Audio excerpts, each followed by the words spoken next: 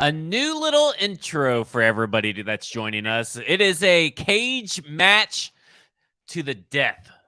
Two men enter, one man, well, we both kind of leave, but one man leaves victoriously, more than likely. But we may not know the winner until 4 years down the line as we talk about Anthony Richardson, CJ Stroud, and Trey Lance, and about Mike's ridiculous notions that he keeps putting out on the internet and ignoring the obvious red flags of CJ Stroud. More at this point, the smoke screen or the smoke around CJ Stroud is going to lead him to either rehab or prison by next Thursday. Like where he's getting arrested, mug shots or something, because it gets worse and worse hour by hour for CJ Stroud. I don't think I've ever seen pre-draft red flags like this in a very long time. I mean, it took Larry Tunsil that night. I'm just saying, it's just, hey, listen, it's everybody else giving us this information. You want to continue to ignore it. But what you shouldn't ignore is your article over at paulkarski.com, Mike's article. And we're going to be talking about trade up, trade down, trades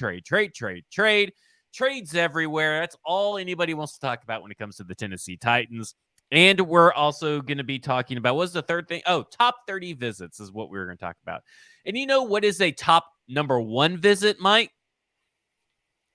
Bluegrass Beverages in Tulane. Okay. That is the number one place that you should visit, Bluegrass Beverages. We're doing a draft party with Bluegrass and Sinkers. Jasper's, our old sponsor. They are also going to be providing food. So it's basically all you can eat, all you can drink. The link is in the YouTube and Facebook, little comment, the description to go get your tickets. We may have sold out. I'm waiting to hear back from Braden, but the website was down, so I kind of think we may have sold out. But click on the link and make sure that you secure your ticket. Bluegrass Beverages, we'll talk more about them later. Mike, we have been at odds over this last week. As you have devolved your CJ Stroud take from he's QB2 to non-draftable prospect. Well, he's done that himself. I just observe the objective facts, and you are continuing to push them away. You're like John Robinson scouting Isaiah Wilson. So here's how we're going to do this. I'd like to explain where I am at with CJ Stroud. Now, obviously, you think that I want CJ Stroud basically in the CFL. So, you think he's an Arena League player at this point, and non-draftable. So, well, I mean, he's getting very close. Like I said, by this, he's going to keep it up with the Stroudashians with all this news and drama surrounding CJ Stroud that you're continuing to ignore. However, I'm just back to where I started. It's like Bryce Young, CJ Stroud, Mia. It's just like, it's all right. I mean, it's just, here's where I'm at, because everybody's like ceiling and floor and this or that. Anybody's ceiling could be the best at their position, it feels like. And everybody's floor is bust. So I like to keep it realistic. And I know everybody wants to go to these big extremes and all this stuff. Here's my realistic ceiling and floor for these players. But first, before I get to that, I have two questions I want to ask you. Would you rather have Lamar Jackson or Ryan Tannehill on this Tennessee Titans offense? I mean, just without any context? On this Tennessee, what's the context? It does no money. Money's all equal. Okay. Money, draft capital. We're talking pure talent. Would you rather have Lamar Jackson or Ryan Tannehill? Lamar Jackson. Would you rather have Justin Fields or Sam Darnold for this particular offense? God. Do I have to? I guess Justin Fields. So you would rather have Anthony Richardson over CJ Stroud, because that is the realistic ceiling and floor for Anthony Richardson is Lamar Jackson, and then Justin Fields is the floor. And then for CJ Stroud, it's Tannehill and Darnold. realistically, that's what you're expecting. And I don't Lamar, agree with this idea that like Tannehill's the ceiling for Stroud. I you just don't think that's the totally disagree. realistic ceiling? Like, No. what are the chances that he's going to be better than Ryan Tannehill? The percentage? Like I'd say 75%. 75% that he's going to be better than 2019 and 2020 Ryan Tannehill? I mean, I'm saying like over the course of Tannehill's career, what Tannehill is as a player, not like one specific season of Tannehill. But you think that he's going to be better than Ryan Tannehill? I think so. Yes. 75% chance. Even though look. The S2 test that you brought to the forefront of the Nashville Titans fan base, you're just throwing that out the window. Joe Rexrode did that. Yeah, but you really like kicked it up a notch, specifically on this podcast. You're throwing that out. I'm not. So you're ignoring the red flag. I got my red flag here. Ignoring red flag number 1. Here's the thing that I think we've got to say with the S2 test, because I do like it. I think it's great what those guys are doing. I think it's really smart. But we don't know, we know what, like a handful of scores total. Like we know Drew Brees scored really high. We know, Purdy. We know who was a Burrow, and then we know this draft class. Is like the first draft class we really know all the guys' scores. That's not a huge sample size. So we know like a few cherry-picked outliers that are at the very high end. So you're ignoring their information that says that it is a direct correlation to passer rating and success. I mean, I'm not ignoring that, but I'd like to see more data other than 5 guys. Oh, now you need to see more data. 7 years of data is not enough. We need more data. Well, yeah, 7 years is not a very large number when you're talking about 5 maybe highly draftable quarterbacks tops in each class. You're talking about maybe 30 dudes, 35 dudes that they've actually looked at that are real prospects. And that's not a huge sample size for something like this. So over 800 players. Pro S2. I would, if CJ Stroud had a high S2 score, I would like that better. No doubt about it.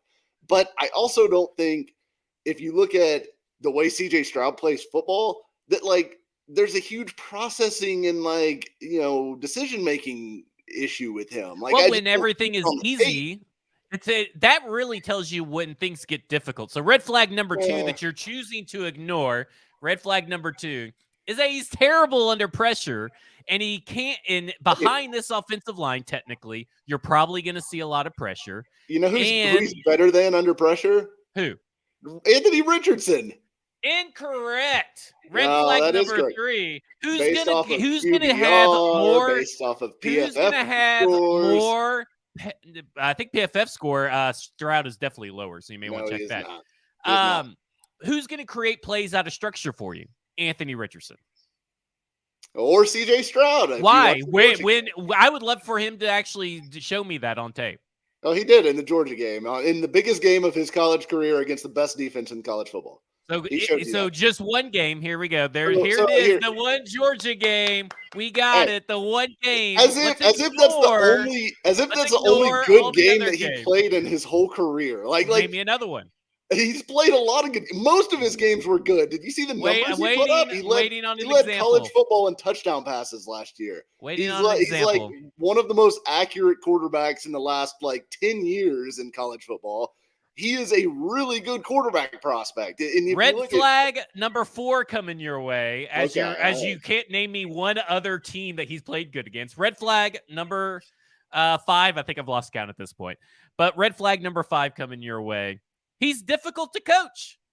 That's what everybody's saying. What, Michael Lombardi? Difficult to coach. And guess what? This leads in a red flag. Red flag number 6. Is Michael Lombardi best friends with Ryan Day, or what's the? How does he know? Here comes red flag number 6 for you. Here comes, because that ties into, he ghosted the Peyton Manning and Eli Manning, the Manning Passing Academy, ghosted them. Not even hey, I'm not going to be able to make it last minute. He didn't even give them that courtesy. He just completely ghosted them.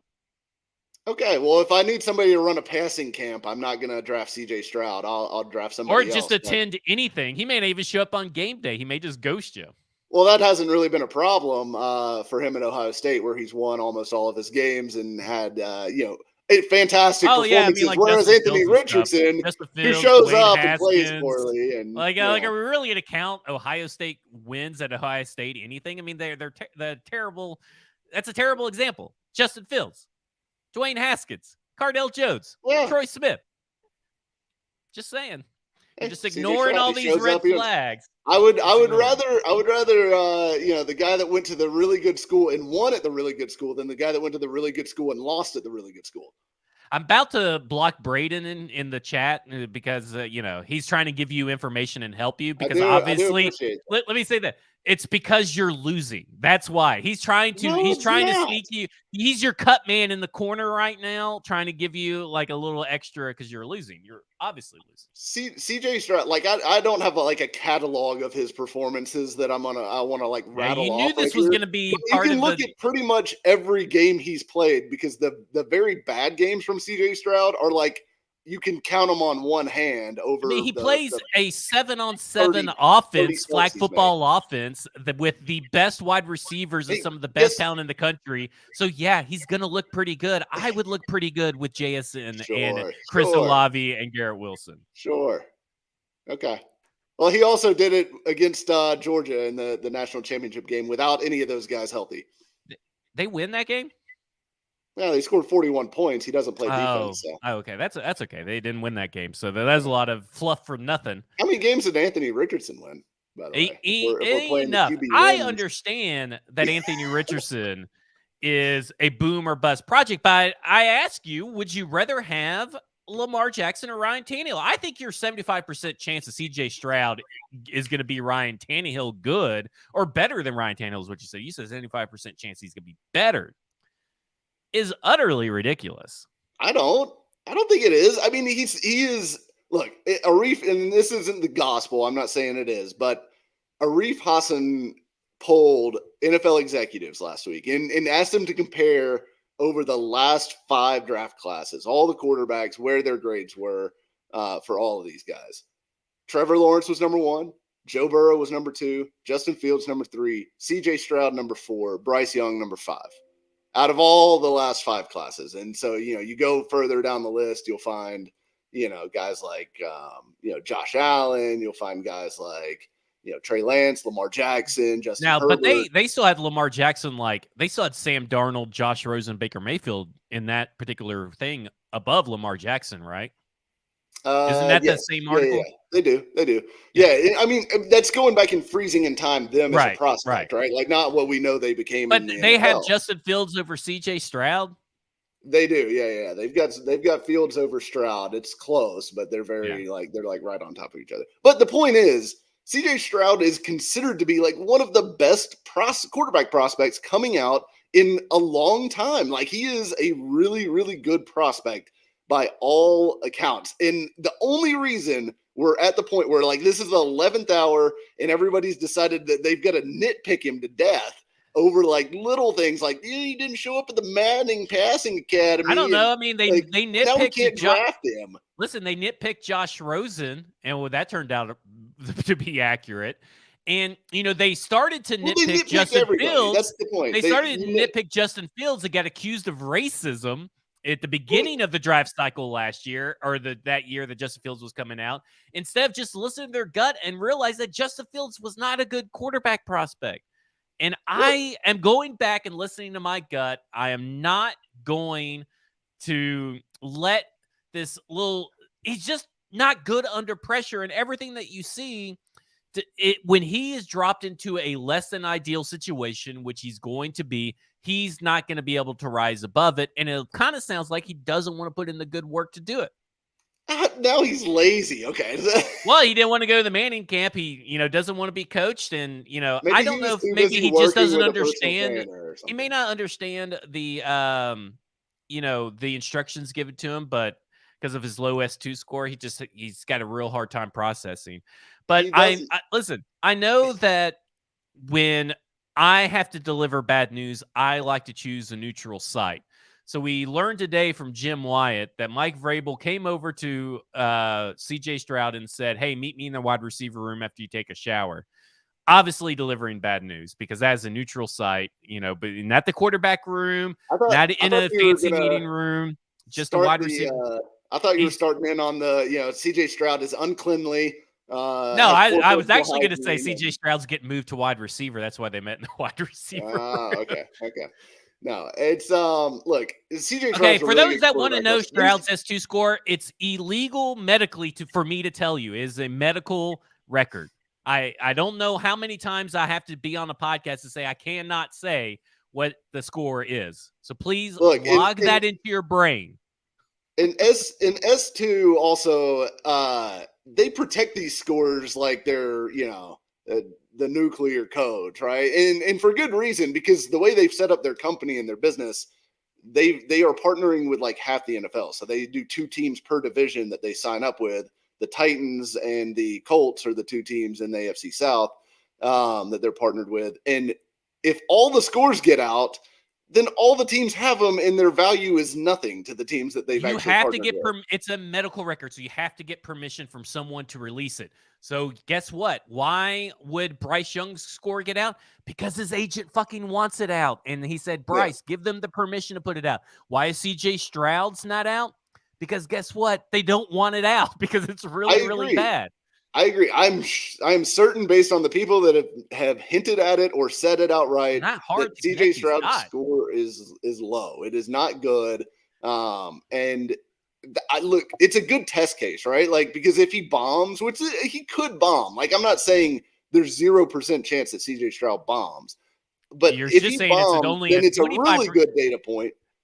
Well, yeah, I'm saying it's about a 25% chance that he bombs. No, you may, because you said 75% chance to be better than Tannehill. So what's the likelihood? So you've already eaten up a chunk of your bust. By the way, I would consider worse than Tannehill as a top 3 pick, which I still think he's going to go in the top 3, as a bust. Like, I just would. I mean, and that's not a shot at Tannehill, but you don't draft a guy that high or trade up to draft a guy that high, certainly, to get like league average results out of. That's a bust relative to the value of the pick. Now, I may mean that he's like I think the odds of CJ Stroud not being a viable NFL starter, like the idea that he couldn't like hang around as like the 22nd best quarterback in the league and still be a starter, are super low. Like, that's like less than 5% to me, because he's accurate. He's shown the ability to get the ball out on time. He's shown the ability to operate an offense at a high level. He does all of the baseline things to me well.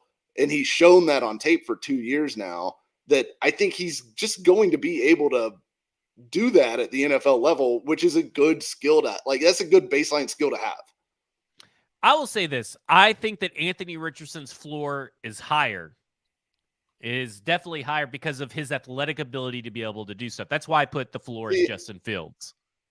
I disagree with that idea, just because of the fact that, like, I mean, Taysom Hill is a really good athlete, and like, he had to move to tight end, right? Like, he is not an NFL quarterback. So just being a good athlete doesn't mean you can play quarterback. And if he doesn't get that completion percentage above 56%, then he's never going to be anything more than like a Justin Fields. Like, and you're not one to draft Justin Fields at number 3. You're not one to draft Sam Darnold anymore at that, are you? No, I mean, you're definitely not. I mean, I think look, he's got a high ceiling. There's no doubt about it. I think he's talented. He's clearly talented. I just don't think the accuracy thing can be just like hand waved as like, oh, well, he'll definitely figure that out. Because if he doesn't, then he's going to bust. It's not technically that he's inaccurate. If you look at all the charting from Benjamin Solak and SIS, it's not technically that he's inaccurate. It's just that his completion percentage is low. Well, that's a bunch of different things, and that's why everybody's kind of moving away from completion percentage as a good metric. I'm not saying just completion percentage though. I think there are better metrics, but even like advanced charting metrics still have him on the lower end of all the quarterbacks in this class, and really all the quarterbacks that have really been draftable over the last few years in accuracy. So like, I think his accuracy is a real problem for him, and whether that can be cleaned up with footwork and all that stuff, like, I think that is viable, possible, sure, but I don't think it's something that's just like not an issue at all. I think if he busts, it's because he's not gonna be able to get to be an accurate enough passer to the football. That's the number one reason to me why Anthony Richardson could bust. I think we'll get there because it's not a mental thing. I think it's just, it's an inexperienced footwork thing. It's not like a lot of quarterbacks that come through that have accuracy issues. It's almost a mental and a mechanics thing. It's usually both tied together. They're slow at processing. They're toesy, they're heel clicky, and all this stuff that you want to do, or they have a weird release. Like for him, we know that his S2 score is pretty good. I know it's not as high as Bryce Young or even Will Levis, but it's above average. I don't know if they've ever released a score, so I don't want to, get us in trouble and release it. I just know they said pretty good. But so to me, and what you see on tape, to me, it's not a mental thing about his accuracy. It's almost like it's just the mechanics. And I feel like if you get someone in there that can fix the mechanics, you're going to see a pretty big increase and also a better offense. I talked about it on Monday on the football show. This Billy Napier offense was not a well-designed offense. When you go back and watch these plays, watch these all 22s, it's almost as bad as a Todd Downing offense.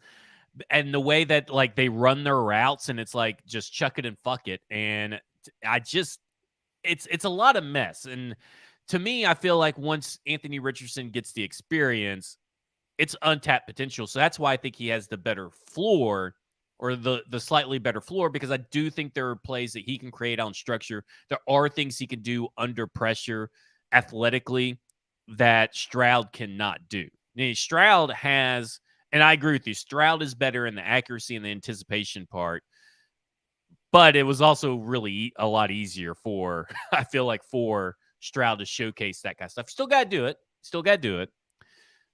It's just a lot of stuff's just popping up. I mean, a lot of stuff. I think one more point on because I know the big knock, and you said it earlier on Stroud, is the pressure, like what he does under pressure, everything. Well, you tweeted out just a few days ago, maybe a week ago, the QBR under pressure metric, right? It's right. And now remember, everybody that is in the green is above the average. So and that's what the predictor says, that typically if you're above the FCS average, which was I think this year 14, because Will Levis barely made it over at 14.1, you traditionally are pretty good. But you got to remember, Mitch Trubisky scored really high in that. I don't think he was on the list, but Mitch Trubisky scored really high. Sam Darnold scored high. It's not a perfect metric. No metric is perfect. But this being his big knock, he scored 30.6. He was the highest scoring of all of the quarterbacks in this draft class in QBR under pressure. And I just think that knock has been a little bit overblown. And the fact that, like, yes, he was not pressured much at Ohio State, and he did have a good offensive line. But he also helps make that offensive line good by getting the ball out quickly and on time, which is something he's really, really good at. He does not sit in the pocket and hold the ball. His time to release, time to throw, all that stuff, super low, which helps his offensive line. That helps Ferris Johnson. That helps DeJuan Jones, because they don't have to block for 4 or 5 seconds as Will Levis is, just careening in the pocket, and dropping 12 yards deep. Stroud knows how to hit his back step and get the ball out on time and accurately, which is exactly how you want your offense to run like 90% of the time. And like the out of structure stuff, I agree. That is like the magic, like the secret sauce kind of that we've seen from these quarterbacks in the NFL. And he does not have as much on tape of that as the other guys like the Joe Burrows and the, even Trevor Lawrence and guys like that had coming out. But I don't think he's I don't think that we can necessarily say he's a bad quarterback under pressure. I just think we didn't see him do that a whole bunch, and therefore we don't have like clip after clip of him making these crazy plays under pressure. We did see him do it in the Georgia game when he was pressured more against a good pass rush. So I think there's reason to say, hey, maybe it's not necessarily a weakness. It's just something we haven't seen a ton of yet. So I just think the Stroud thing, to me, like as far as prospects go, the S2 thing may be the most concerning thing about him to me. Like, is just that, like, is that going to actually be a problem? But again, like the tape just doesn't show that being a problem. So I'm still choosing to trust the tape over like 30 players worth of data that we It's have more on this than tab. 30 players worth of data. It's about 30 players worth of data if you consider 7 draft classes. No, they've done over 800 players. I mean, they did Drew Brees and I'm previous saying players it's like as well. using it as a projection tool, though. I think you're ignoring it. This guy's saying Zach hiding behind the legality of Stroud's S2 score. Mike knows the same data I do. We were told by the same person. So Mike has the same data. So I'm not hiding behind anything. He knows what the data is. I'm also not going to throw out somebody's personal information. Yeah. Right. Yeah. Yeah. I mean, they already said that it was a bad score. So, it's a bad score. There ain't nothing you can do about it. There's really nothing more that you need to know. Like, does it matter if it was like a 3 or a 4 or like whatever? Like, does it really matter? Like, and I'm not saying it's in that range even, but it doesn't matter what the specific score is. Just that it wasn't good. Yeah, not very good. It's just kind of, how it is, here and there. Okay. Let's calm it down because we're about to talk about Trey Lance. I'm going to have to scold you for your takes on Trey Lance as well.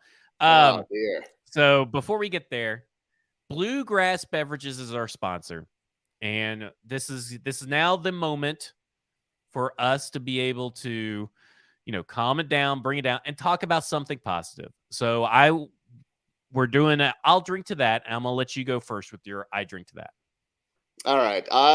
This week I am celebrating toddlers because my little man's about to be 3. He is super fun at this age. We go to the store the other day and he's like picks out this like golf set and he's standing in line and telling all the other people in line at the store about like how he likes to play golf and just having like full on conversations with people. It's like been the most fun age. And so I'm drinking to my toddler today, who is a blast to be around. I like it. Mine is we've adopted a dog. So hold on. I'll drink to that. I got mine. And I don't have mine. Drinking a glass WC Fields this week is who it is. Always carry a flask of whiskey in case of snake bite. And furthermore, always carry a small snake, as by WC Fields. So cheers. I'll drink to the toddler. Okay. So we adopted a dog, right? And it's been we're coming up on a month. We're probably a little bit over a month. She's been acclimating nicely, but we got her DNA test back because we were pretty convinced that she had something mixed with her. 100% French Bulldog. But her maternal side of her family descended from the ancient Chinese wolves from 15,000 years ago. So I got pretty much a dire wolf in the family, so I'm going to drink to that. I like it. Okay. Before we get to Trey Lance, just real quick, 5 for 11, 45.5 completion percentage, 67 yards. That is C.J. Stroud's numbers under pressure against Georgia. He was not good under pressure against Georgia. I mean, the expectation shouldn't be that you're completing 70% of your passes under pressure, because I guarantee you, if you look at pressure stats, that it's not, hey, 70% completion average. That's always going to be a lower number. Now, he didn't turn it over, right? He took 4 sacks. 4 sacks, and he got 67 yards on. Held on to the ball 11. A really long time. So those numbers really aren't that bad. That's about 6 yards per attempt. I better not scroll left anymore. Okay. You put out a tweet because, Trey Lance, teams are calling the 49ers and, all these teams are calling, asking what they can get for Trey Lance. We assume that the former San Francisco people are calling the 49ers about Trey Lance. We don't really know if like Rand Carthon and obviously D'Amico Ryans, if they really like Trey Lance. So they may not even be calling, which could be a sign in and of itself. But this guy fighting his hairline is fighting for his job over in San Francisco. And you put out, if the Titans acquire a quarterback this offseason, my preference in order would be trade up for Stroud, trade a day 2 second or third round pick for Trey Lance, or then pick Richardson at 11, not trading up for him. So why is that really what you feel Trey Lance is worth? A second or third round pick in this year's draft for a guy that is essentially 2017 Marcus Mariota? I mean, my preference would be to give up a future, like a 2020 second or third. But I think that's about probably what he's worth because look, he basically he played one season, right? He played one season of college football, much like Anthony Richardson. He also is a big freak athlete kind of guy, like Anthony Richardson. But he's been in the NFL for what, two seasons now? Two full seasons, 4 games. So he's played a total of 5 regulatory games dating back to 2020, back to his college season.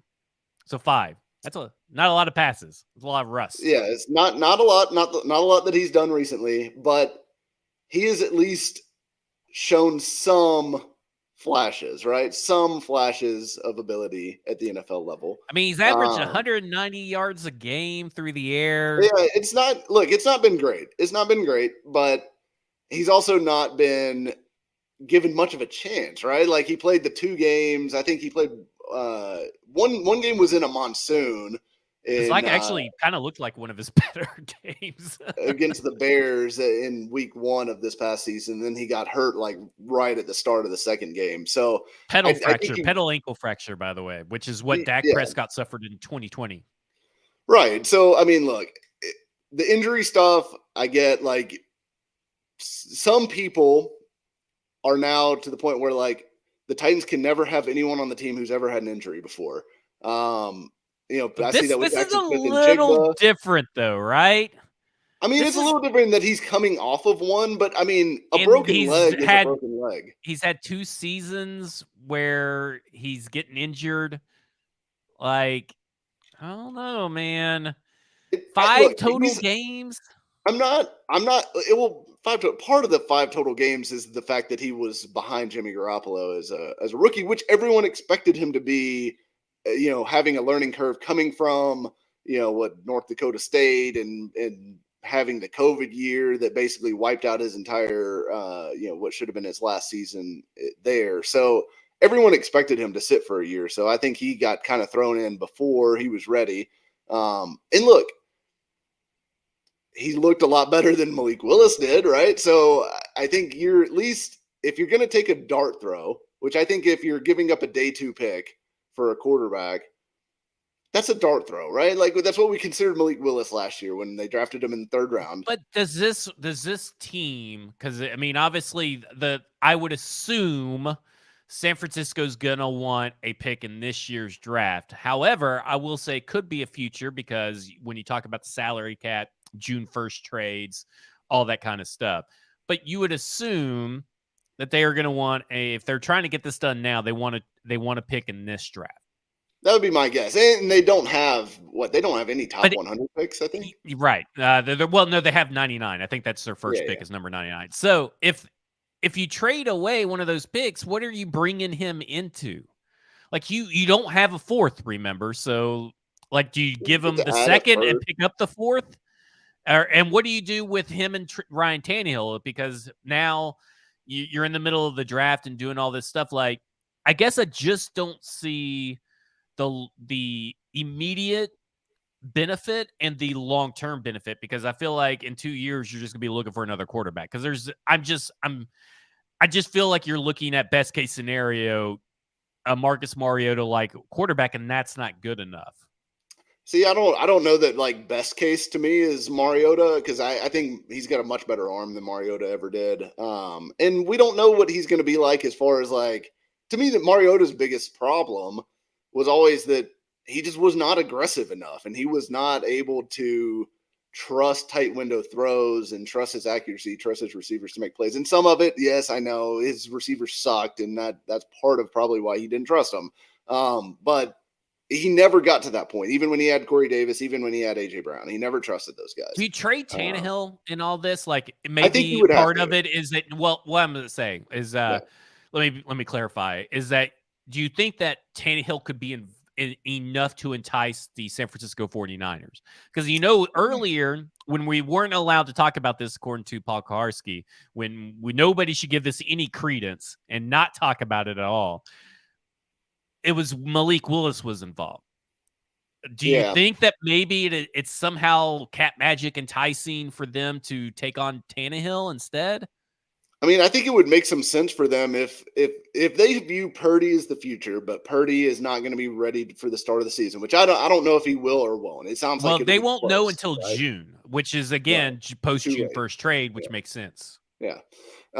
So I think if they were to do something, Tannehill would make some sense because look, you could extend him or restructure him or however you want to do it, or maybe the Titans have to eat some salary, like some of his salary to entice them a little bit on the deal, which I'd be fine with, by the way, because it comes off the books next year anyway. So I think is a possibility that they could be interested because look, if you drop Tannehill into the 49ers offense, he'd probably be really good. Like he would probably be great in that offense. Like they could certainly be, one seed and contender. They just to go have to the Super so Bowl much going on for them. Like, they've got everything you want. Like it would be like putting him on the 2019-2020 Titans, right? Like it's the exact same setup basically. So you do kind of wonder like, how much value would he have going the other way? And then could you do like Tannehill for Lance straight up, or could you do Tannehill for Lance, or Tannehill plus a, mid-round pick for Lance? Like, I mean, I think that would be interesting, right? Like if nothing else, you just get younger and like take a gamble on a guy and see what you got for a year. And then if it doesn't work out, you trade him or you've got him as a backup behind, whatever quarterback you want to draft in 2024. But, I don't view Trey Lance as like you trade for him and your quarterback situation is fixed forever. Like you're good. I view him as like a high upside dart throw. And like, if you could get him at a discount, which, I think a day 2 pick or Tannehill plus a mid-round pick would be, I think it's still a gamble worth taking. Cause I mean, the guy's still, I think 22 years old. I mean, he's super young. He'll be 23 next month. So he's younger than Will Levis. He's younger than like he's about the same age as most of these guys in this draft class. So I think the talent is still there that got him drafted number 3 overall. It just, the injuries and stuff like that, it hadn't worked out for him to this point. And then, but where would you rank him coming out? Like you personally, because I said I think he would be the 4th best quarterback if you take what he was as a prospect and put him into here, freeze time, put him into this draft class. Wouldn't you put him at number 4? See, I mean, I think it would be either him or Richardson for number 3. I think they're kind of in the same plane to me. They're both big, athletic, like big arm guys. And is Trey Lance athletic? I mean, he didn't really test that well, did he? I don't remember what his times were, but I've seen him run, and he is athletic. I mean, but he's not Richardson athletic. I mean, nobody's Richardson athletic, but I think Lance is on the once in a lifetime opportunity, and you just want to throw it away before a guy that can't even stay healthy and can't even decide what he wants to do with his fucking hair. Listen, the whole thing about Trey Lance to me is that it's a gamble, and you have such unfortunate circumstances or cloudy circumstances, I should say, about your future. It doesn't really help clear any of the future unless he hits, but the likelihood of him hitting does not seem that high. Like, I think CJ Stroud has a higher chance to hit with the Tennessee Titans than Trey Lance does. Where do you stand on that? As far as likelihood likelihood of being actually a good enough quarterback to at least give you 5 years, because you're only getting 2 years and maybe a 5th year option. Like, I kind of feel like if Trey Lance came here, he ain't seeing that 5th year option. I mean, you would have to decide after this season. Yeah, so, I don't think it's going to be a good season this season. I mean, I guess it kind of depends on, like, I mean, it obviously depends on like what Trey Lance is, and I just don't think we know yet. I don't think we know what he is as a player at the NFL level yet. He's only started 4 games, so Isn't that a um, bad thing? Like at some point, like that seems like, let me get out my red flag here. Seems like a red flag that we still don't no. know what Trey Lance is heading into year 3. And Well, I they're mean, wanting to get rid of him. Well, maybe what not wanting to, but they're he obviously missed throwing this out there. he missed he missed all of last season basically because of the injury. And like we may never have found out about Brock Purdy if Trey Lance didn't get injured, by the way. Like there's a scenario or there's at least a timeline where Lance plays the whole season in San Francisco and plays really well. Like, I mean, I don't think that's outside the realm of possibility, Yeah, but but we that's just like, don't know. listen, Kane's already in trouble with the law and he's getting recasted. We don't need to talk about the multiverse and timelines and Nexus events. We got to deal with this one. We're in Earth 99. I think we're Earth 9999 in the multiverse web system. So, we got to deal with what we're doing here. So here's Trey Lance. He did not run a 40, but athleticism wise, he was clocked, and this has been confirmed apparently. He was clocked running 21.54 miles per hour on a run in college in the FCS. So did Malik Willis. Remember that? And we both said, yeah, I don't think he's as fast as we thought he was. I mean, maybe not. I think Lance to me looks faster than Willis to me. Like from what I've seen of him, what little I've seen he's of him. taller. He's got like a longer stride, and maybe that's what you're seeing. It may have something to do with it, but I mean, like that would have ranked. Let's see, like 11th among NFL ball carriers last year as far as like GPS it's just a sideways move into further quarterback purgatory for at least one more year. Like we're having the same discussion next year because we're probably going to be like 8 and 9 because Trey Lance will play half the year. Then here comes Malik Willis, and then here comes dude off the street, and then we can't get up. We can't get up to number 1, and then we're talking about Quinn Sewers, who has the easiest, who won the easiest quarterback battle ever because Arch Manning already sucks. Arch Manning, Arch Manning is 18 years old and has been on campus for like 6 weeks. Can't even win the backup quarterback job. Y'all have some loser that nobody even knows about. It's number 2. It's insane. Malik Murphy was the second ranked quarterback in that class that Ewers was in. Hey, if you're not first, you're last. Yeah, Murphy's not like an untalented dude. Anyways, I don't. Do you think Anthony Richardson's going to be good this year? Like, if he was thrown in as the starter year 1, you think the Titans would be good? I think they would win the division. I think he'd be a disaster in year 1. No, I think he would win the division. I think what they can design, with him and Derrick Henry in the backfield, I think what they can design and scheme up would be pretty tremendous. I think it'd be so fun to watch, I think it would work. I don't know if he can run a passing offense though. I mean, like he can. As a rookie? I mean, this guy has like 1 season of NFL or of college. Yeah, he can do it.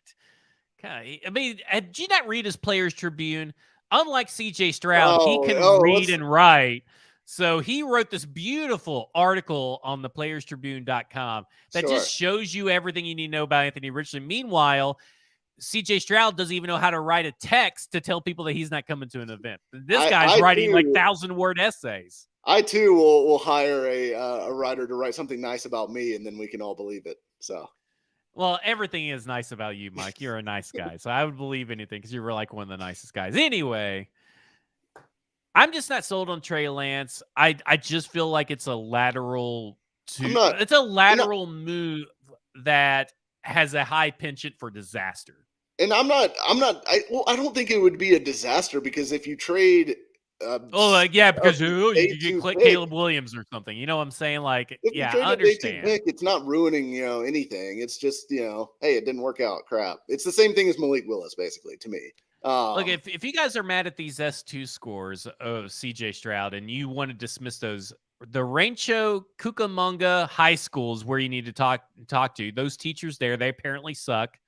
According to Mike, it's not CJ Stroud's fault. It's those teachers' faults over at the Rancho Cucamonga High School in California.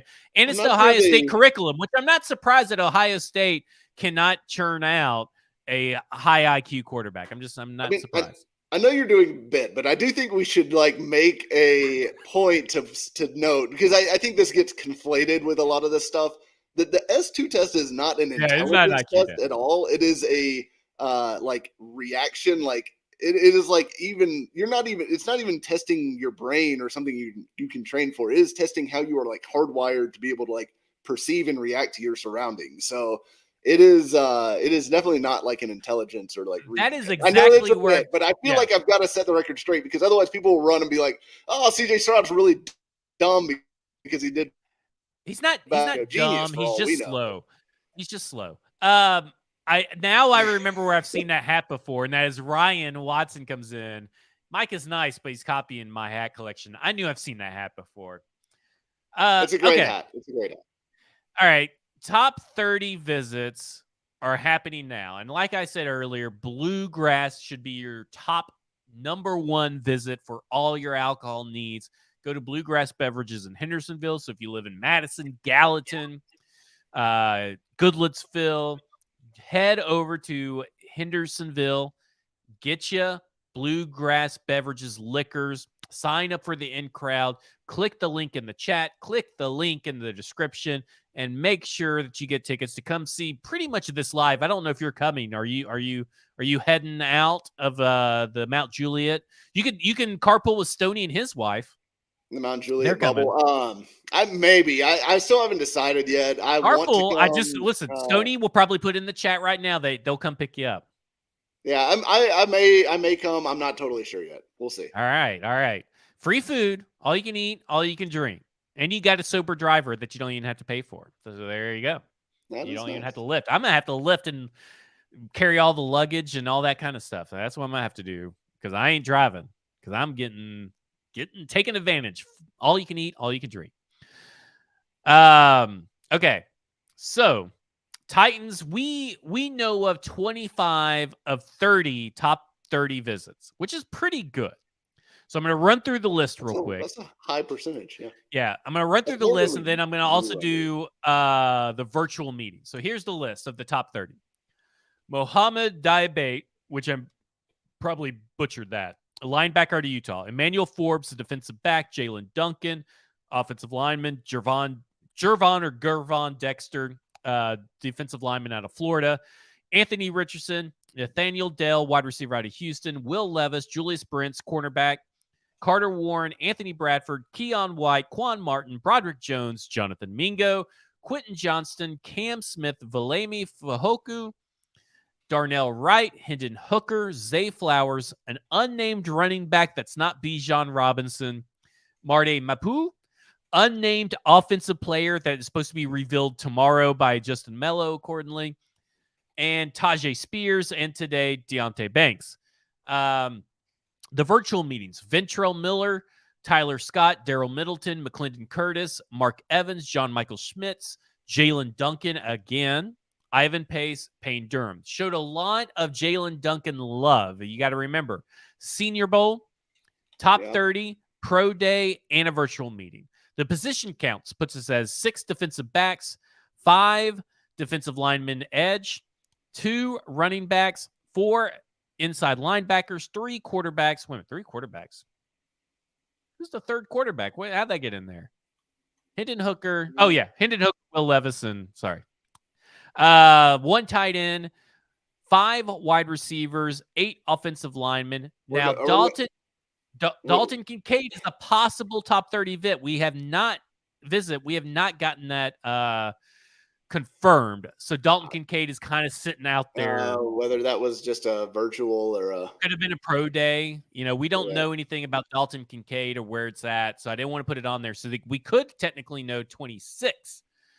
And all of that to be said, I do have in front of me, and this is going to lead to 2 questions, Mike. I'm sorry I'm getting long-winded to you and the listeners and the watchers. This will lead to an additional 2 questions. Okay. So I went back and looked at from 2017 to 2022 last year and looked at who came to top 30 visits for San Francisco. Now, remember, there is 1 year where they did all virtuals because of COVID. And how many of those players got drafted? And we're talking 6 of 9 last year. So 6 of the 9 visits were either top 30 or virtual visits were drafted. 3 of 8 in 2021, 2 of 5 in 2020, 5 of 8 in 2019, 2 of 9 in 2018, and 3 of 10 in 2017. So it's kind of like a mixed bag of where it's at. And some of these lists are never complete and all that kind of stuff. So this is based on the information gathered by the 49ers webzone.com or something like that. So first, the San Francisco 49ers have averaged 8 draft picks since John Lynch has came to the San Francisco 49ers. And I think they have, 7 this year, maybe even more than that. I think they may have actually a lot this year. Now, a lot of that has to do with the way that they are churning out executives and coaches that are minorities. But that's a pretty good sign that Rand Carthon is going to want some more points or some more draft picks. One of those 2 ways to do that is to trade back. So I ask you, Mike, CJ Stroud is if you're trading up for a quarterback, CJ Stroud's your guy, and that is your preferred method of getting a quarterback. Would you rather trade up for your preferred quarterback, or would you rather trade back? Because you mentioned an ideal scenario is trading back and trading a pick for that loser Trey Lance. So which one do you actually prefer? If Stroud was available and able to be traded up for without anything crazy from evaluation, because the rumor is you may even be able to wait to 6 to get CJ Stroud. That would be insane to me. Now, I mean, I see the path like where it's like, maybe the Colts really love Levis. Look, some teams are going to love Levis. CJ Stroud's red flag. It is. I do think it's possible that Stroud ends up being like the 4th quarterback off the board. I think that's within the realm of possibility because maybe the Raiders love Richardson, maybe the Colts love Levis, like whatever. Like, there's a path, right? But if Stroud falls in their lap, that is an ideal situation. If he gets to 6 or if he gets to even anywhere close to that range where they could just trade up and maybe it's only one, future first, like maybe it's just a 2024 first and 11 to move up to 6 to get Stroud. That would be my dream scenario because I do think Stroud will be a franchise quarterback. And I think he's an elite level prospect that you have a real chance at a future with him. Elite level. Yeah, he's an elite level prospect. As quarterbacks prospects goes, I would have him among my top 5 of the last 5 years, which I would consider elite. I'd have to go back and look at everybody because I don't want to do that off the top of my head. Okay. So trading up, obviously a good thing. If you trade back, to me, I'd just say just ride with Tannehill.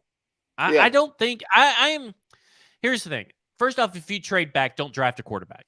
I don't care if it's Hendon Hooker or Jesus Christ coming down, Jesus Hoobastank Christ coming down wearing 11. Don't draft a quarterback. Yeah, I am. No. I am done. After when you trade back, do not draft a quarterback. And I will even say this.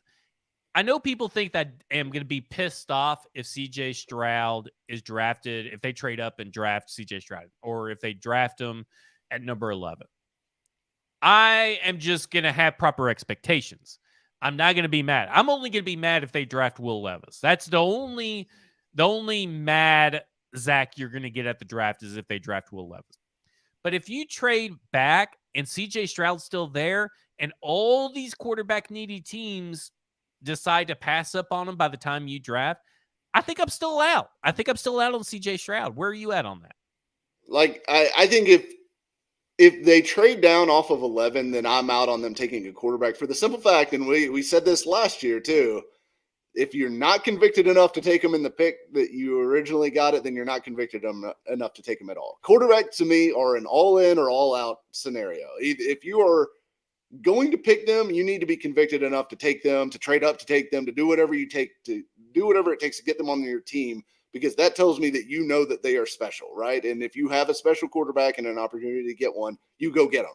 And we kind of agree, though, that it's like in this draft, it may be a little different that if your guy falls to 11. I'm okay if they stick and pick at 11 and their guy happens to fall in their lap. I'm okay with them just taking one there because. But don't feed me that he's the number one quarterback on my big board or our big board, and he just kind of fell to us. No, that's not what happened. We know that's not what happened. Right. But no, I agree. I think it's there's a fine line to walk, but I do think like trading back, and I wrote about this today at paulkowarski.com, is a good option. Like, and I agree. Like, if they do trade back, they should stick with Tannehill. They should go get, Zay Flowers. I would be happy with in the kind of middle to late of the first round. I'd be happy with Anton I don't think he's Harrison going to go in the first round. Or Broderick Jones. You don't I'm think an Zay Flowers Anton goes Harrison in the guy. Yeah, I don't think Zay Flowers is going to go. I only think there's going to be two wide receivers that go in the first round. You think it's JSN and Johnston? I think it's Quinn. I think I'm going to lean Quentin Johnston. Jordan Addison may have a chance to get in there because everybody's so crazy about his bad athletic testing, but probably the NFL probably just doesn't give a shit. If we're just being honest, they probably don't care in those later rounds. I just don't know if Zay Flowers is going to be in the first. We'll see. But yeah. I really thought Jalen Hyatt was going to be in the first, but then every scout in America shit on him today. I mean, in a damning, I don't know what that is from, where Billy M from on Bob Twitter McGinn. From Bob McGinn. Oh, he does. Yeah, he does it. He's done it like every year. He collects quotes from scouts. But he did it for, I think it's golongtd.com. It's a Substack or something like that. My God, Jalen Hyatt got eviscerated. Yeah. I mean, it was bad. And I've always believed Cedric Tillman is going to be the better pro, but that was just insane. But carry it all back. I only think that one wide receiver is, but even if you do trade back, you're going to pick up extra picks in the fourth, I think is where you need to pick up a pick if you're going to trade back. And I still think at 41, there's a very good chance you still have trade back options. But we both agree, do not trade back for a quarterback. So it's either for you, would you say that it's trade up for your guy, no matter who it may be, except for Will Levis, never Levis. Trade up for your guy, then JSN, then trade back? Or would you say trade up for your guy, draft JSN, then trade back, or trade back then JSN? I guess it kind of depends to me on like whether they felt like they could get JSN at 15, 16, 19, kind of one of those spots where I could see somebody moving up. Because I think the most likely trade back scenario, because you've got to have somebody to deal with, right? I think it's quarterback. Like if, let's say Houston does not take a quarterback at 2.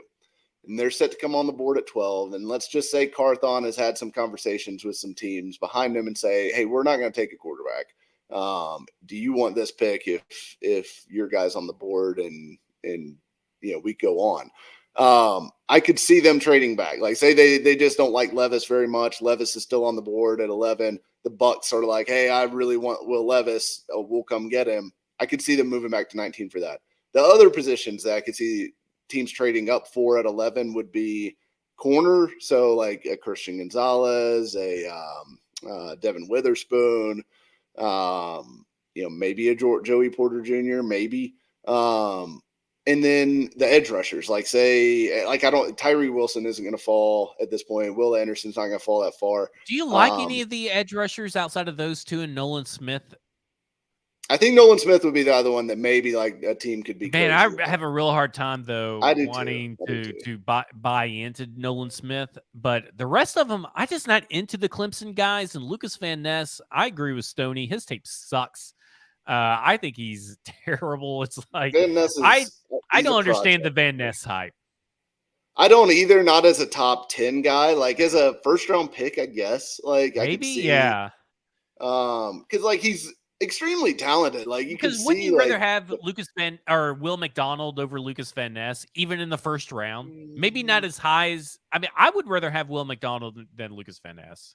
I go back. I wouldn't want to spend like a number 11 at all, but I go back and forth on them because I do think there's some real hold up to the Will McDonald thing in the fact that he is not proven to be a very good run defender. And I do wonder how much he's going to be able to stay on the field as a run defender early in his career if he doesn't improve drastically there. And he's a light guy, like, right? I mean, that's Yeah. probably just something where he's always It's going to kind of like be. Nolan Smith, though. It's almost like you're getting Yeah. diet Nolan Smith. But Maybe I but don't Nolan know. Smith plays heavier. He plays Yeah, heavier than gotcha. McDonald does, to me. Now, and I'm a big Will McDonald fan. I love him as a situational pass Yeah. rusher. And look, you draft for pass rush, like you don't necessarily draft for run defense. But I could see the argument to where Van Ness gives you a little bit more. Like he's definitely going to be a better run defender early, and then he still gives you some pass rush ability. You almost get like a Jeff Swaim, Chigakonkwo kind of deals. Like when Rashad Weaver's in, you know that they're probably not going to send, this the slow guy, and then you put in Will McDonald, and he's like the guy all over the field. Yeah. I have QC Hawk saying I will not stand for LVN slander. I don't care if you stand, sit, or lay down, but you will hear this LVN slander, and you will take it because he has some of the. It's not good. Who was He's just a one trick pony. And I right? think the argument for Lucas Van Ness is Apparently, okay, we signed Chris Moore during this. By the way, oh yay. yeah, just that guy, that dude. Yeah, another NWI.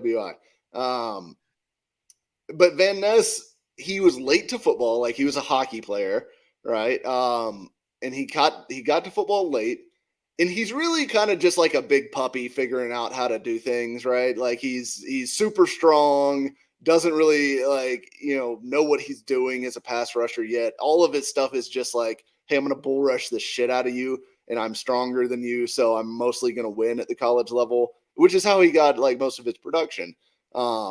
But he's got a lot of refinement to go to ever. Like, I think the ceiling for him is not like an elite pass rusher. Yeah. And that's to me where like the line, there's a very clear line drawn underneath Tyree Wilson and Will Anderson that is like, none of these other guys are going to be elite.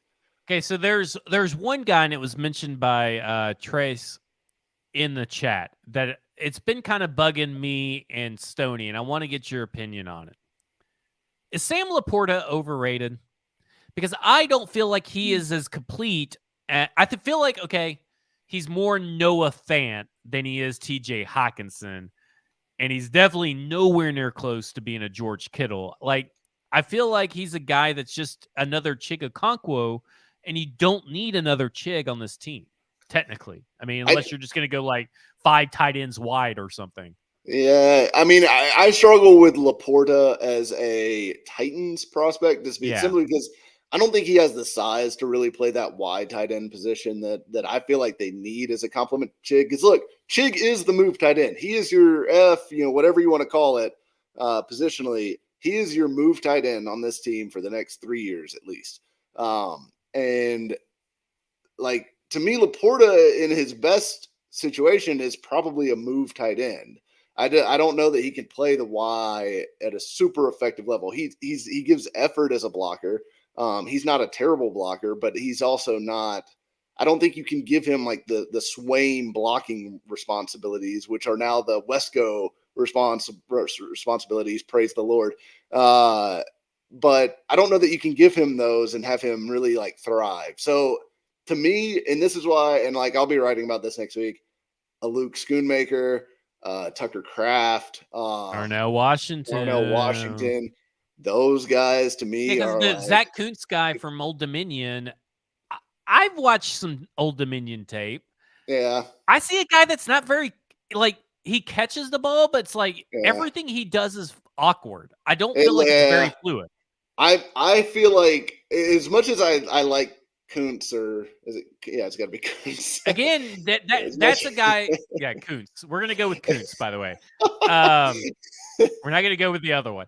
But I feel like we got to separate guys that are like Chig and guys that are like Payne Durham. Payne Durham, Luke Schoonmaker. Those guys are the guys you want to zone in on if you're a Titans fan. Right. Because I don't think they're going to take another like 6'3", 240-pound tight end. I love Jack Campbell, by the way. I'm getting told that I have an anti-Iowa agenda, but I love Jack Campbell. Yeah, I do I want. defended Jack Campbell today, by the way. I had Not Jack you. Campbell in my mock draft to end all mock drafts Yeah. the other day. So yeah, we're not anti Iowa. We're just not totally sold on Van Ness as a top prospect. But Yeah. yeah, I think you want to focus in on the guys that are 6'5", 250 plus. Like, and it's you don't want to like draw a super hard line like if the guy's 6'4", 7'8", whatever. But I do think you want to kind of zone in on like that type.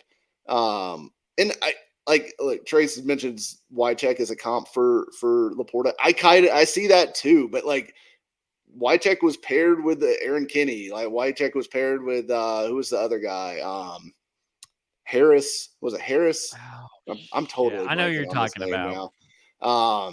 Number 81, I think it was. But Wycheck was paired with like those bigger guys too, because you've got to like have that kind of like I feel like you kind of have to have that mix of body types in the tight end room, and it's very like two very different roles. So I just think like give me Tucker Kraft, give me Darnell Washington, give me Luke Schoonmaker, give me Payne Durham. Like Payne Durham would be kind of like my safety Yes. school out of the tight ends. He Like should if be you your don't, number one. That should be you know what's going to happen is that may be your safety school, but you're going to be like, damn, I had the best fucking memories and time at the Payne Durham School for tight ends. Yeah, I mean, I think you could definitely have a good time with him. Like, I feel like you could draft Payne Durham in the 5th round, and you could be totally happy with him as like the successor to Wesco after a year, and like then you've got your duo.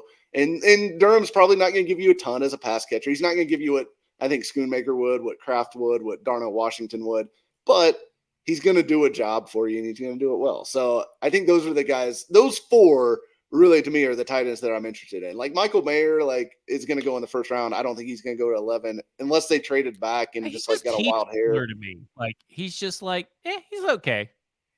Mayer, yeah, I mean, I think I he's don't really know what good. his I think upside he's really is. good. Yeah, it's kind of hard to see like what his true like potential is Maybe because he's just not Zach an elite. Ertz. He's just not an elite athlete. He's a good athlete. Like 4.7 was good for him, but Yeah. he's not Gronk. He's not going to be Kelsey, and like I don't know. It is hard for me to kind of peg what Mayer is in the modern NFL. I think he's going to be a good player, but more like TJ Hawkinson good. Yeah. All these top 30 visits and everything. Who are some names that you think or names or positions that you think the Titans need to kind of either A, reconcile with, or B, get excited about? What do you mean there? As far as like, like, I think like Titans fans need to reconcile that there is going to be at least 1 or 2 defenders drafted, maybe 2. oh, for sure, yeah. It's not going to be an all offense draft. It needs to be, but it won't and be. no, it won't be. And like it, you probably have to throw in some sort of defensive picks here. See, I kind of Especially think if they that trade Marty down. Mapu is the guy that you want because he could play safety, he could play linebacker, he could play edge, he could play all that. So that kind of like you knock out like if you're the Titans, like 3 defensive positions right there. Yeah. See, always thinking. I think I like a lot of these defensive prospects too. I think as much as I would not like it, I think cornerback and edge rusher are in play for the Titans in the 1st round. We've heard too many people throw those out there at this point to ignore It's that. it's got to be an elite edge rusher for me on my board because if it's like Keon White, who I know is going to the NFL draft, which is typically a good sign that you have gotten word that you're going to get drafted in the 1st round. Man, if it has to be a trade back. I would be okay with Christian Gonzalez. It'd be okay. Have they met with Christian Gonzalez though? They haven't. It's been all those like bottom Forbes round and one. Deontay Banks. Yeah, which are Cam possible 1st round guys, but more likely 2nd. Maybe like into the 1st, top of the 2nd. I think those are like 41 clusters, right? But Like we'll those talk are about guys that that's maybe what they I say. slide down. Because And like Julius Brents at 41, he was at the Senior Bowl. They brought him in for a top 30. He's really lengthy, which is something that Chris Harris likes. He's athletic. He could stay with all the wide receivers. Like, if that's the pick at 41, I'm all in. Like, I don't care how the first round went. Julius Brents is going to be pretty awesome. Emmanuel Forbes, I think, despite his bulimia and anorexia, I think that he's going to be really good too. See, I feel that way about Deontay Banks. See, if But Banks he's a is there first at rounder, 41, right? I probably, but like, I don't know. He's I mean, I got would that. include any of these guys, really. Cam Smith, Deontay Banks, probably all good at 41 too. I mean, I'm with you. I just assumed that he'd be going first round. Yeah, I mean, maybe he'd be like in that trade back range too. But like, phenomenal player. Would love to have him. Though I wouldn't be super excited about a corner in that range because of all the Titans' needs on offense.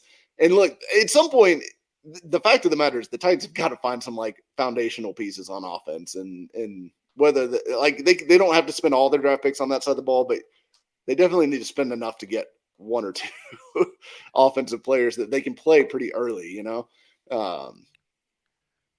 And does Chris Moore mean that they're not going to draft 2 wide receivers in your mind? That's going to be a wide receiver in the draft and a wide receiver undrafted, like an Xavier Smith or something like that. It means they probably don't have to. Like, so disappointing, isn't it? It kind of is, but when you talk about like they've got so many needs, they got 6 picks, right? We already said they're probably going to spend something on defense. You're going to take a wide receiver, you're going to take an offensive lineman. Double dipping at wide receiver when you've only got 6 picks doesn't leave you a ton left to go get your tight end, to go get your, another offensive lineman. I think you got to take 2 offensive linemen.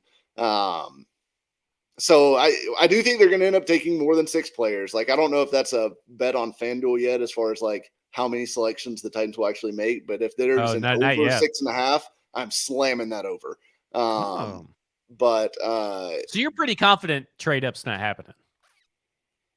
I think if they do trade up, they're going to trade back in the second or do something to accumulate more picks, or trade Kevin Byard or trade Derrick Henry or do something with guys. Yeah, let's talk some more about that. Those issues have not been discussed enough this offseason. Well, I think Christian Fulton is a name that needs to be talked about a little bit more as trade bait, but we'll talk about that next week. So we're running over. If you did take Deontay Banks, there you go. That's what I'm saying. Seems like what we got. We got 6 DBs. I don't know. Seems like Christian Fulton's could be on his way out. Speaking of talking about stuff next week, we talked about a little bit about trading up. The Tennessee Titans, Sigmund Freud. Is that his name? No, not Sigmund Freud. Bloom. Sigmund Bloom said today in a tweet that he talked to Dane Brugler, who writes The Beast for The Athletic, which is the definitive draft guide of all draft guides. It's literally called The Beast because it's the most extensive thing you'll ever read in your life. But it's fantastic. He told Sigmund Bloom that, hey, the Titans have tried trading up everywhere in the top 6, which, by the way, means that quit bringing up Malik Willis in any of our talk. Nobody believes in Malik Willis anymore. But Dane Brugler is going to be on, if you're listening to this, on Wednesday, 7:30 a.m., 102.5. The Homertown Boys, Robbie and Rex Road, 7:30 a.m. Dane Brugler, they're interviewing him. They know about what he said to Sigmund Bloom. So this is going to be a can't miss segment. You have to tune in. And I did not get paid for that, but you have to tune in. Mike, it was a cage match. We're bloody. I think I threw you on some thumbtacks. You probably put me through a flaming table. Pretty even, but we'll see where all of this lies in about 3 or 4 years. We need to do a poll. Okay, we'll do a poll. You'll win because everybody loves you more. They all hate me, so you'll win the popularity contest. So we'll do the poll. But man, what a great episode! Football Under the Efforts brought to you by Bluegrass Beverages. Head there, Hendersonville. Stoney says we need a cold drink, but I've already got one, courtesy of Bluegrass Beverages, because I went there today and bought me a little something. The draft is next week.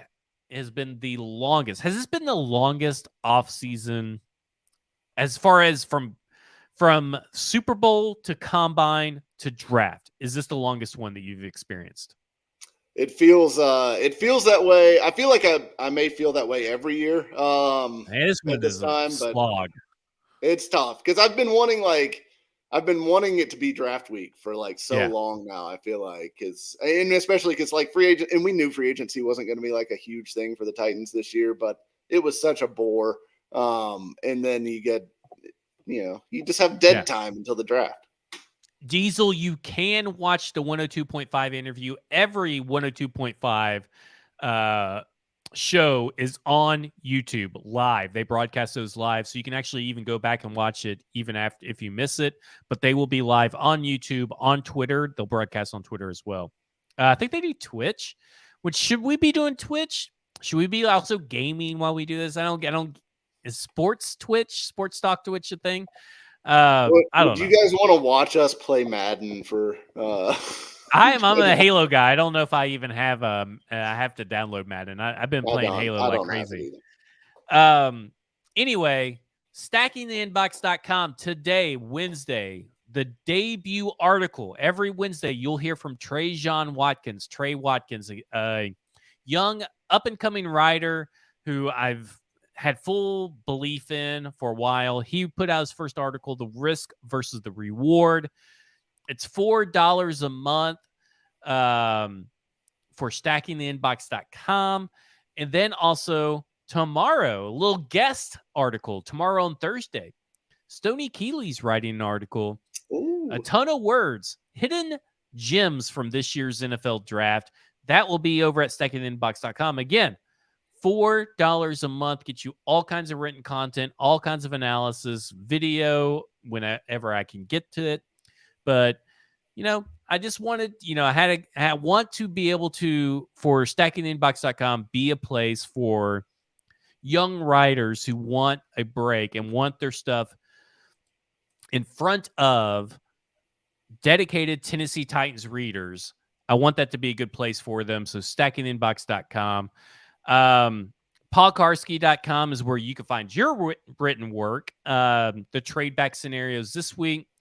Next week, you're going to be talking about tight ends, not tight butts, but tight ends, the position of the NFL. So that will be, is it just tight ends, or are you going to be talking about something else? No, I'm basically, and we can actually talk about this on the pod too, because I feel like it's a good pod topic. Okay.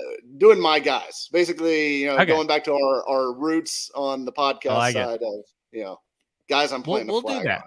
We kind of were going to do that last week, but we went too overboard, and we're going overboard this week. So I saved it for last week. Next week, we're going to talk about my guys, but we're also going to talk about who we think people are totally wrong about in the NFL draft.